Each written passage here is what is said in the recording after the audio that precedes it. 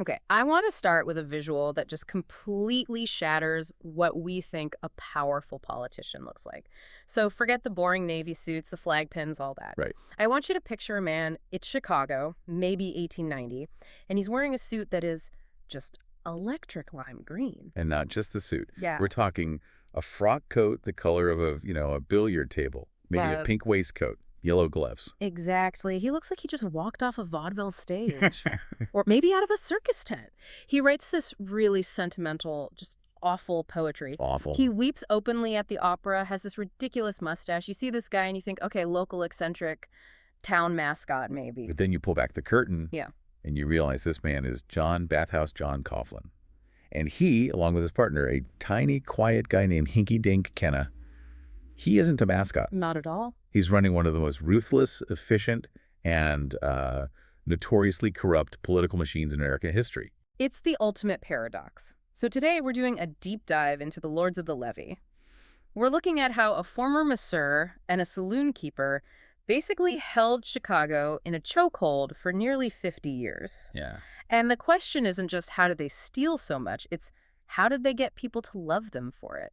That really is the central tension, isn't it? I mean, Coughlin was the alderman of the First Ward from 1892 all the way to 1938. That's a lifetime. It is a lifetime in politics. He was reelected 19 times, never defeated. 19 times. You don't win that many times just by, stuffing ballot boxes. Though, spoiler alert, they definitely do that too. Oh, for sure. You win by being a character.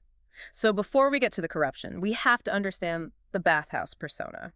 Because he didn't start out as a political boss. No, his origin story is surprisingly humble. He was born in Chicago, 1860. His parents were Irish immigrants, and his dad ran a little grocery store. Right, until the Great Chicago Fire in '71. And that's when everything changes. The store burns down, the family loses everything. And usually, in a politician's biography, that's the from the ashes I rose moment. Very serious, very solemn. But not for Coughlin. He had a completely different take. Mm. He famously said, "Why, money didn't mean anything to me. I'm glad that fire came along and burned the store." Which sounds completely insane. Why would you be glad your house burned down? Because of what he said next. Say, if not for that bonfire, I might have been a rich man's son and gone to Yale and never amounted to nothing. Never amounted to nothing. I love that. So he saw the Ivy League as like the road to failure. Exactly. For him, the real education was the street, and specifically the bathhouse. Okay, so that's where the name comes from. That's it. He started as a rubber, a masseur in a bathhouse, and that's how he got the nickname Bathhouse John. You have to remember, back then, the bathhouse was a social hub. Right. It's where the wealthy merchants, the gamblers, the politicians, they all stripped down and, talk shop. So he was literally rubbing shoulders with the power players. Literally. He saved his tips, eventually bought his own bathhouse, then a tavern, and the tavern, well, that's the classic entry point for Irish politics in Chicago. And he gets elected alderman in '92 with zero experience. None. Just because he was a known, liked guy in the neighborhood. And this is where that eccentricity factor just explodes. Because once he gets a little power, he doesn't try to fit in. He cranks the volume up to 11. We mentioned the green suits. Oh, the fashion was absolutely a strategy. He hired costumers who designed clothes for actors to make his suits. But my favorite example of his style is the poetry. The doggerel. Yes. He really thought he was a bard. He'd write these incredibly sappy, structurally questionable poems. There was one, Dear Midnight of Love. And he didn't just, keep it in a drawer? No. He had it set to music. He tried to hire a famous opera singer to perform it. She refused, wisely. So he got a friend's daughter to sing it at the Chicago Opera House. The audacity is just incredible, but the public kind of ate it up, didn't they? Oh, they loved it. It became a running joke. People would write terrible poems and sign his name to them in the papers, and he didn't mind. He bathed in it. Oh. It made him seem accessible. He wasn't some stiff bureaucrat. He was the bath. And then there's the elephant. You cannot tell the Coughlin story without Princess Alice. This is Pete Coughlin, the height of his using power for whimsy. He'd opened an amusement park out in Colorado Springs. Zoo Park. And he decided it needed an elephant. You need a star attraction. So he looks at the Lincoln Park Zoo in Chicago, a public zoo, and he sees they have an elephant named Princess Alice. Most people would just buy an elephant. But not Bathhouse John. He goes to the city council and makes a fiscal argument. He says essentially, why is the city wasting taxpayer money feeding this elephant? It's a burden. He framed stealing an elephant as budget cutting. And it worked. He actually argued that having another elephant was a waste, so he should just take Princess Alice off their hands. He moved a public zoo animal to his private amusement park, 2 states away. That is the definition of chutzpah. But it also shows you how he operated. He could wrap this totally selfish desire in the language of public good. Or at least make it so entertaining people let him get away with it. Which is the perfect transition to the darker side. Because while he's distracting everyone with green suits and elephants, he and his partner, Michael Kenna, were building a machine that was robbing that same public blind. Yeah, let's talk about that partnership. You've got Coughlin loud, large, flashy, the front man, and then you have Kenna. Hinky-dink Kenna. Yeah. So small, so quiet, rarely smiled. Ran a saloon called the Working Man's Exchange. Yeah. If Coughlin was the voice, Kenna was the brain. The organizational genius. He was the one who made sure the votes were counted, whether they were real or not. There's that great quote from the mayor at the time, Carter Harrison Jr. He asked Kenna basically, "Is your partner crazy?" Right, which was a fair question. And Kenna defended him. He said, "John isn't dotty, and he ain't full of dope." And then he says, "To tell you the God's truth, Mr. Mayor, they ain't found a name for it yet." They ain't found a name for it yet. Like, he was a force of nature. But their business model had a very specific name. Boodling. Boodling. It sounds like a cartoon noise, Yeah. but it was serious, serious business. We need to break this down. People hear corruption and think of cash in envelopes, but the mechanics of boodling were really about franchises. Exactly. A franchise was a government-granted monopoly. So if you wanted to run a streetcar line or lay gas pipes, you needed the city council to give you the exclusive right to use the public streets. So if I'm a tycoon like Charles Tyson Yerkes who's trying to build the transit system, I can't just build... But you need permission. Yeah. And that permission is worth millions. Because if you get the franchise, you have no competition. It's a license to print money. So a bribe of, say, $50,000 to get that vote, that's a drop in the bucket. It's a toll booth. Coughlin, Kenna, and their crew, the so-called Gray Wolves, were standing at the gate. You want to do business in Chicago, you pay the wolves. That's it. They were selling public rights for private gain, and they were just relentless. But here's what I don't get. This wasn't a secret, right? Reform groups like the Municipal Voters League, the newspapers, they were screaming about this. Constantly. On the front page. So how did the voters in his ward, the people in the Levee, put up with it? That's the key. Yeah. And the answer is, they were providing a social safety net. Remember, this is before the New Deal. There's no Social Security, no unemployment, no welfare. If you lost your job, you were on your own. Unless you knew your alderman. Right. If you were starving, Kenna gave you a turkey. If you needed coal for the winter, Coughlin sent a truck, your son gets arrested. Kenna's lawyer was there before the ink was dry on the police report. So they weren't just buying votes, they were buying loyalty. They were purchasing survival. The graft money from the streetcar lines in the vice districts, it subsidized this primitive welfare state. The voters knew Coughlin was a crook, but he was their crook. And his neighborhood, the Levee, was the vice district. Brothels, gambling saloons. The lords of the Levee.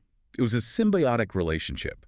The vice lord paid the machine for protection from the police. The machine used that money to win elections. And the police, well, they did what the alderman told them to do. Which brings us to the 1894 election. I want to slow down here because this whole thing plays out like a heist movie. It shows you the machine in action. This is their first real test. Coughlin is running against a guy named Billy Skakel. And Skakel isn't some reformer. No, he's a rival gambler. It's shark versus shark. Skakel ran for alderman out of spite because Coughlin let a competitor move in on his turf. And Skakel had money and muscle. So how does the machine fight back? It starts with the nominating convention. Which was a complete farce. The sources say it lasted only a few minutes. Why? Because a big prize fight was starting and all the delegates wanted to go. They just shouted Coughlin and ran out. Priorities. But the election day itself, that was Kenna's masterpiece. It really was. Skakel is actually popular. So Kenna organizes what you could call the homeless infantry. He went to the flop houses, the rail yards, recruited hundreds of homeless men. The deal was simple. 50 cents, a meal, and a place to sleep. In exchange, you vote for Coughlin. And probably not just once. As many times as you could get away with. It was an assembly line of fraudulent votes, but they also needed intimidation. So Kenna calls in the Quincy Street Gang. That sounds unpleasant. These were the toughs, the bouncers, the leg breakers. Kenna stationed them near the polling places to discourage any Skakel voters. And the police were just letting this happen. The police were part of the rig. The mayor was on their side. He ordered the police to actually detain Skakel's campaign workers until the polls closed. He even had them shut down any saloon that supported Skakel. It's total warfare. You've got bribery, intimidation, and state power all working together. And it worked. Coughlin won in a landslide. The Chicago Tribune was horrified. They wrote that the methods would have disgraced even the worst river parishes of Louisiana. That is a serious burn for 1894. But Coughlin didn't care. He had the seat. And he wasn't afraid to use that power for petty revenge either. We have to talk about the boxing ordinance. Oh, it's wonderfully petty. So, a rival named Sol Van Prague causes some trouble for the machine. Coughlin decides to destroy him.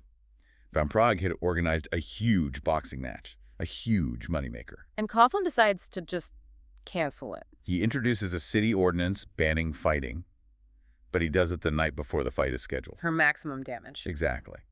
But then he realizes the new ordinance might not hold up. So he digs into the archives and finds an ancient ordinance banning bare-knuckle fighting. But they were using gloves. Didn't matter. Coughlin argued the spirit of the law applied.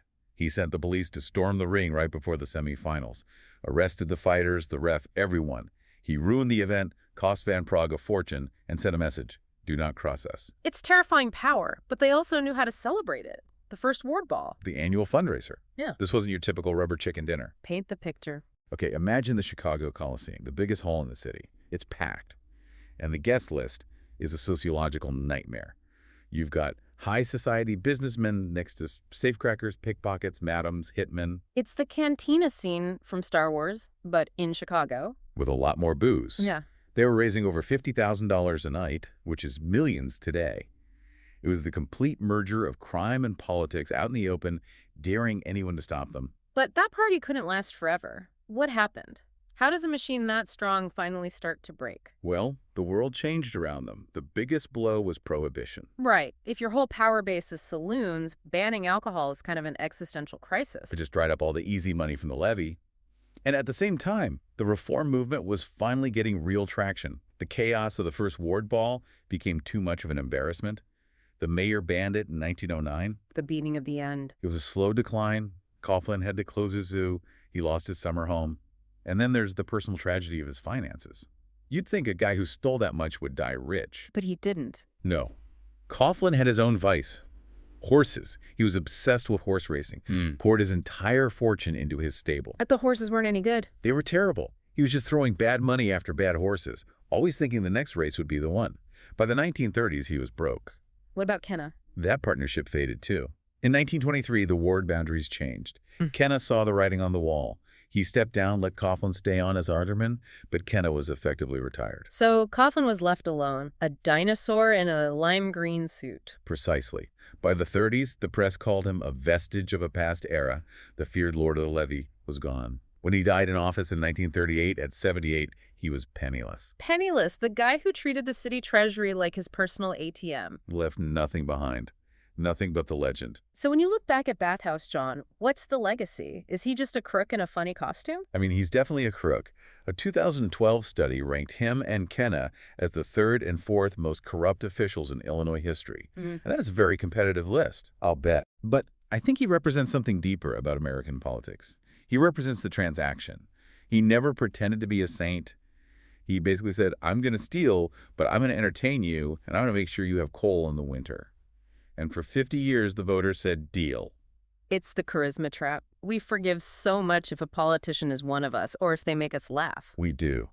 And you see the DNA of the Coughlin-Kenna machine in Chicago politics for the rest of the century. The organization they built didn't die with them. The machine just kept humming. It did. Because the underlying need for a safety net, for favors, for a fixer, that never goes away. Well, that is a lot to process. We went from bad poetry to elephants to streetcar monopolies. Just other day in the first ward. I want to leave our listeners with this thought. We like to think we've evolved past the days of Bathhouse John. We have ethics committees, transparency laws. But ask yourself, how much eccentricity do we still tolerate today? If a politician is entertaining enough or charismatic enough, do we still turn a blind eye to the boodling that's happening right in front of us? It's a question worth asking. Thanks for diving in with us. We'll see you on the next one.